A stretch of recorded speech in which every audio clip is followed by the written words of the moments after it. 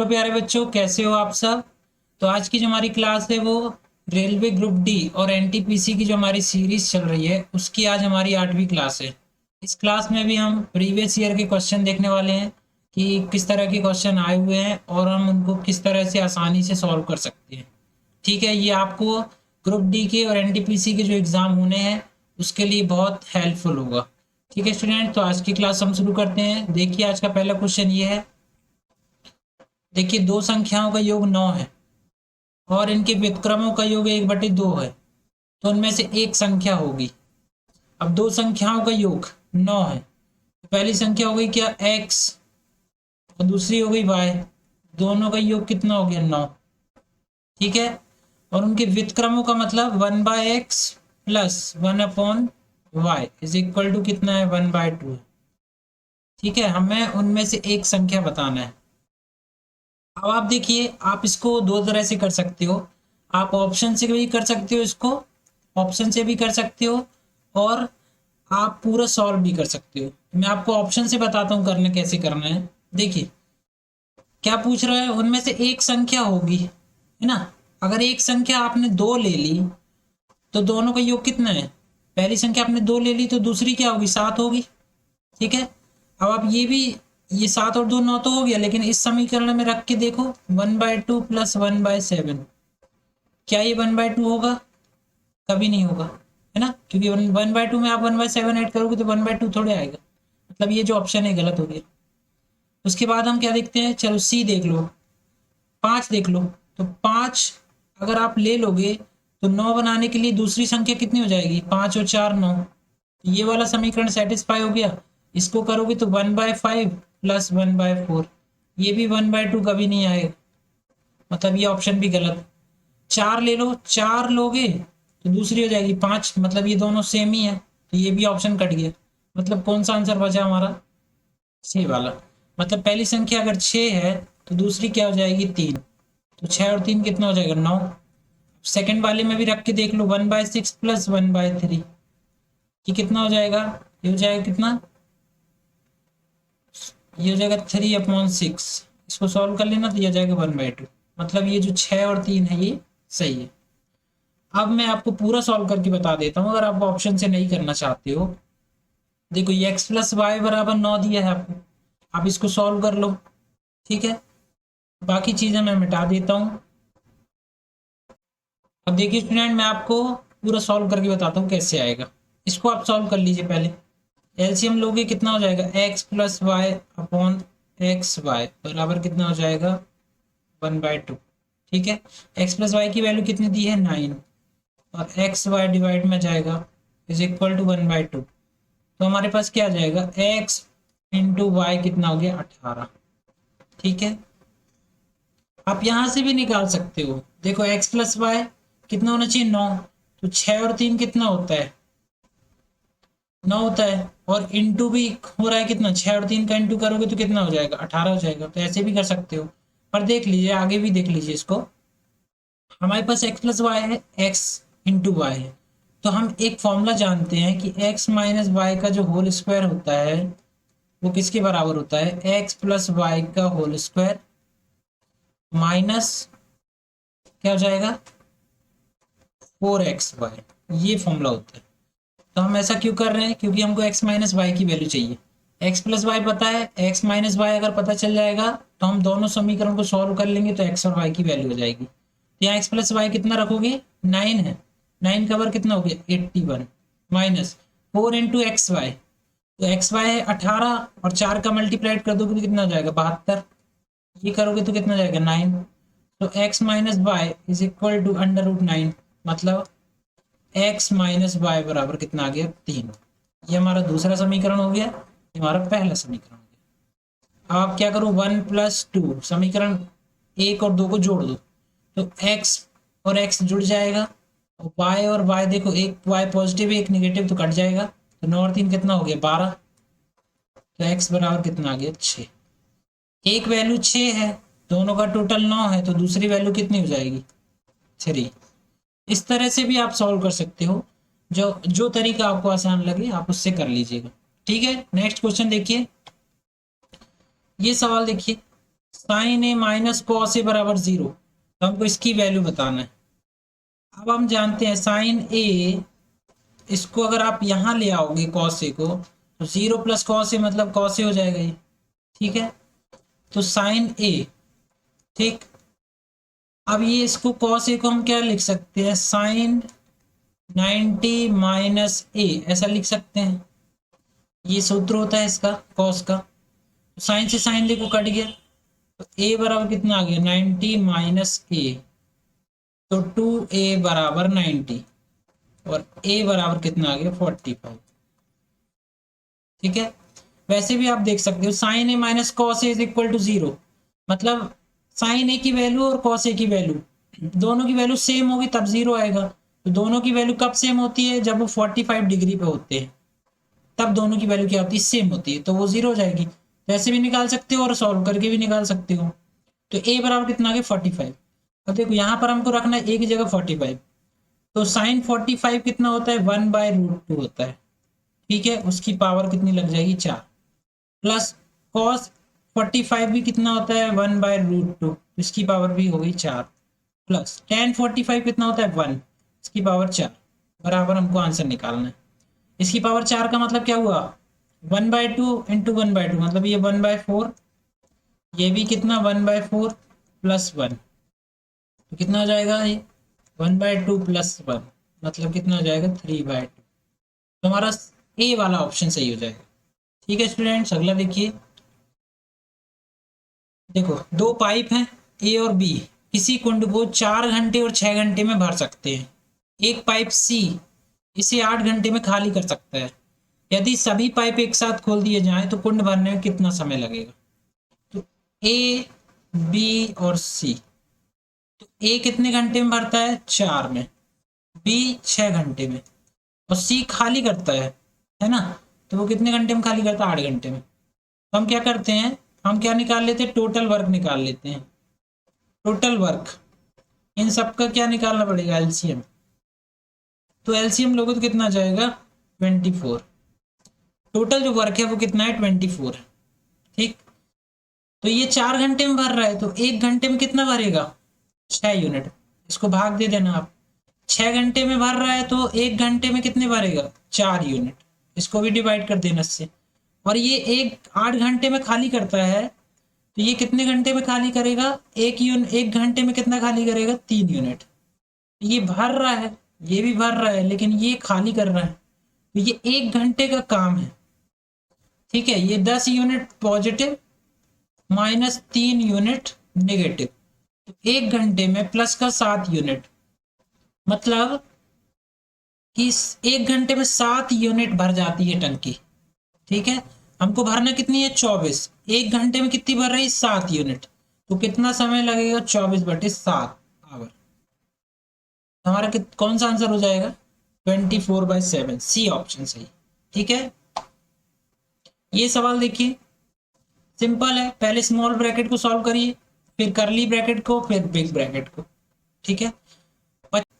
तो 25 में से 30 गया, कितना बचा -5, ठीक। यहाँ माइनस है, यहाँ 27, तो कितना हो जाएगा 32, माइनस माइनस प्लस, तो 27 और 5 कितना हो गया 32, माइनस का 24, ये घटाओगे तो कितना आएगा -8, है ना, और यहाँ है माइनस, और ये हो जाएगा 23, ये कितना हो जाएगा 8 3 11 31, और यहाँ पर कितना है -22, तो 11 में से 2 गया 9, और विथ माइनस साइन, तो -9, ये हमारा आंसर हो जाएगा, ठीक है स्टूडेंट्स। अगला सवाल देखिए, 15 लड़के 750 रुपए 5 दिनों में कमाते हैं, 25 लड़के 6 दिन में कितने पैसे कमाएंगे। ये जो सवाल है ये m into D into H, D1 H1 is equal to M2 D2 और H2, और यहाँ पर आ जाएगा एक्स्ट्रा जो वर्क होगा E1/E2। इस तरह से ये फॉर्मूला चलता है, ये टाइम एंड वर्क का सवाल है।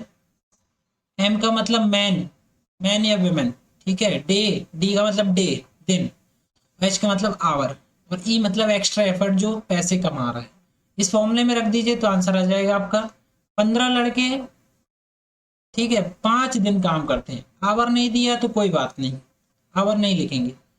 कितने रुपए कमा रहे हैं? 750 रुपये। ठीक है, 25 लड़के 6 दिन काम करेंगे तो कितने रुपए कमाएंगे? एक्स रुपए। बस इसको सॉल्व कर लीजिए। 5 से कट गया 5 बार, ठीक है। 15 से 6 पंजे 30, तो 2 बार कट गया। तो एक्स बराबर क्रॉस मल्टीप्लाइड करोगे तो कितना आ जाएगा? 1500। तो कौन सा आंसर सही हो जाएगा? सेकेंड वाला। ठीक है, अगला देखिए। यदि पी की वर्तमान आयु 15 वर्ष है और 6 वर्ष बाद क्यू की आयु 26 वर्ष हो जाएगी, तो इन दोनों की वर्तमान आयु का अनुपात। पी की वर्तमान आयु कितनी है? 15। यहाँ पर क्यू की जो आयु दी है वो 6 वर्ष बाद बोल रहा है 26 होगी। तो अभी तो वर्तमान देखना है हमको, तो 6 वर्ष पहले की बताना पड़ेगा ना, बाद की बात नहीं कर रहे हैं हम। कब की कर रहे हैं? पहले की। तो कितना जाएगा ये? 20। 5 तिया 15, 5 चौके 20, तो 3:4। एक रेलगाड़ी 115 मीटर लंबे प्लेटफॉर्म को 13.5 सेकेंड में तथा 205 मीटर लंबे प्लेटफॉर्म को 18.25 सेकेंड में पार करती है, तो रेलगाड़ी की गति बताइए। तो इसमें आप क्या करेंगे? 205 माइनस 110 कितना आ जाएगा? 95। ठीक है, और 18.25 बटे माइनस 13.5 कितना जाएगा? 4.75। ये हो गई क्या? ट्रेन की लंबाई। और ये समय कितना लग रहा है? 4.75। ये कितना हो जाएगा? 95 इज इक्वल 9500, यहाँ से दशमलव हट गया। 5 से काट दो आप इसको, 5 से 19 बार कट जाएगा, है ना। और ये काटोगे 5 में 45 और 2 5 में 25, ये 100। 19 से काट दो 5, 5 दूनी 10, ये क्या गया? 20 मीटर पर सेकेंड। और हमको किसमें बताना है? किलोमीटर पर आवर में। तो 20 इंटू किलोमीटर पर आवर में चेंज करने के लिए हम 18/5 का गुणा करते हैं। 5 चौके 20, तो कितना हो जाएगा? 72। कौन सा आंसर सही हो जाएगा? 72 किलोमीटर पर आवर। ठीक है। लता घर पर 20 किलो पनीर बनाती है और इसे प्रत्येक सुबह बेचती है। 1 लीटर दूध से वह 200 ग्राम पनीर बनाती है। 1 लीटर दूध की लागत 40 रुपए है, तो वह रोजाना दूध खरीदने में कितने पैसे खर्च करती है? इस सवाल में देखिए, 200 ग्राम पनीर बना रही है कितने दूध से? 1 लीटर से। ठीक है, और बना कितना रही? 20 किलो। तो पहले हम 200 ग्राम को क्या कर लें? 200 ग्राम पहले हम 1 किलो में कन्वर्ट कर लें इसको, है ना। 1 किलो में क्या होगा? 1 किलोग्राम में कितने ग्राम होते? 1000 ग्राम। ठीक है, 200 ग्राम कितने बार लगेंगे? 5 बार।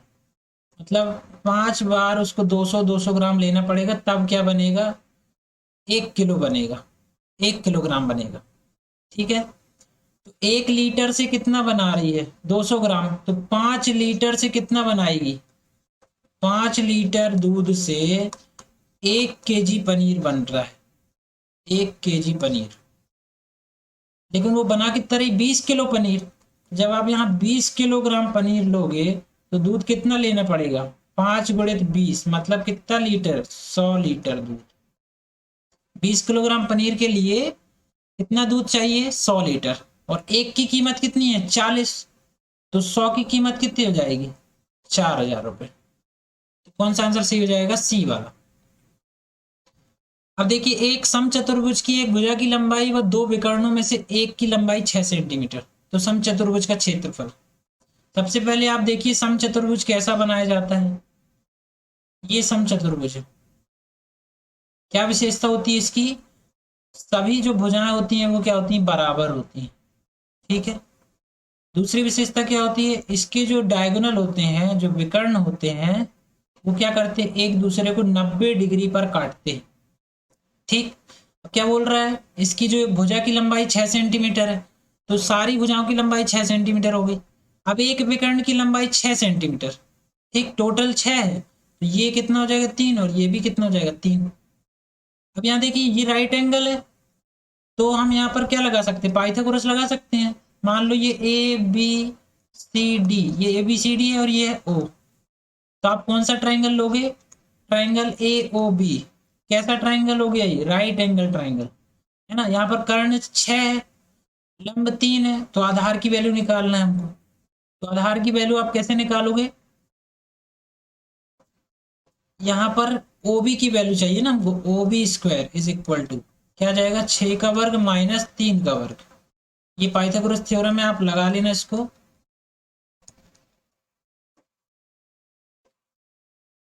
कितना बचेगा ये? सॉरी 25 नहीं 27 बचेगा। तो ओबी की वैल्यू कितनी हो जाएगी? √27। मतलब कितना जाएगा? 3√3। ठीक है, ये हिस्सा 3√3 है, तो ये भी कितना होगा? 3√3, क्योंकि विकर्ण जो होते हैं आपस में एक दूसरे को बराबर लंबाई पर काटते हैं। ठीक, तो जैसे हमने 6 को डिवाइड किए 3 और 3, तो वैसे ही अगर एक तरफ की लंबाई 3√3 है तो दूसरी भी 3√3 हो जाएगी। अब आपको लग रहा होगा कि हमने ये विकर्ण क्यों निकाला है। इसलिए निकाला है क्योंकि हमको समचतुर्भुज का क्या चाहिए? एरिया। और एरिया क्या होता है? 1/2 into first diagonal into second diagonal. मतलब एरिया का जो फॉर्मूला होता है समचतुर्भुज का, वो क्या होता है? 1/2 गुणित पहला विकर्ण गुणित दूसरा विकर्ण। तो इसमें पहला विकर्ण तो दिया था 6, लेकिन दूसरा नहीं दिया था, इसलिए हमने इसको निकाला है। 1/2 पहला विकर्ण है 6, दूसरा विकर्ण हमने क्या निकाला? 3√3, लेकिन पूरे विकर्ण की लंबाई लेना है तो कितना आ जाएगा? 6√3। इसको आप कैंसिल कर दो 3 बार, 6×3 = 18, कितना आ जाएगा? 18√3। तो हमारा सी वाला ऑप्शन सही हो जाएगा। ठीक है स्टूडेंट्स, अगला देखिए। इस सवाल में इकाई का अंक बताना है। अब इकाई का जो कॉन्सेप्ट होता है वो मैं आपको बता चुका हूँ। अगर अभी भी आपने नहीं सीखा है तो आप प्लेलिस्ट में जाकर यूनिट डिजिट कैसे फाइंड करते हैं वो लेक्चर मेरा देख लीजिए, आपको बहुत आसानी से समझ में आ जाएगा। तो इस तरह के सवालों में हम क्या करते हैं, जो पावर होती है उसमें 4 का भाग देते हैं। ठीक है, उसमें हम क्या करते हैं? 4 का भाग देते हैं। तो ये 4 का भाग दोगे तो 4 दूनी 8, 4 तिया 12, रिमाइंडर क्या बच गया? 3। वैसे ही 58 में 4 का भाग दोगे तो 4 एकम 4, 4 चौको 16, रिमाइंडर क्या बच गया? 2। अब यहाँ रिमाइंडर को लगा दो इसकी पावर में, तो 7 की पावर 3 माइनस 3 की पावर 2, कितना आ जाएगा? 343 माइनस, सॉरी कितना हो जाएगा ये? 9। तो यहाँ पर आप 343 में से 9 घटाओगे तो कितना आ जाएगा? कितना जाएगा? 334। तो हमारा कौन सा हो जाएगा यूनिट डिजिट? 4। ठीक है स्टूडेंट्स, आगे समझ में। तो ये कुछ महत्वपूर्ण सवाल थे जो रेलवे में पूछे गए हैं, और इसी से मिलते जुलते सवाल भी आपको आने वाले एग्जाम्स में देखने मिलेंगे। तो आप इनको अच्छे से प्रिपेयर कर लीजिए, इसी टाइप के सवाल एग्जाम में पूछे जाते हैं, सिर्फ नंबर चेंज हो जाएंगे, और आप अच्छे से इसकी प्रैक्टिस करिए। यही सवाल इसी टाइप के आपको देखने मिलेंगे। इन सवालों को अगर आप तैयार कर लेते हो तो आपको एग्जाम में बहुत अच्छे से क्वेश्चन ईजिली बन जाएंगे और वहाँ पर कोई दिक्कत भी नहीं होगी। तो आप अच्छे से तैयारी करिए, इनकी नोट्स बनाते जाइए। अगर फिर भी आपको इसमें कोई डाउट होता है तो आप कमेंट करके मुझसे पूछ सकते हैं।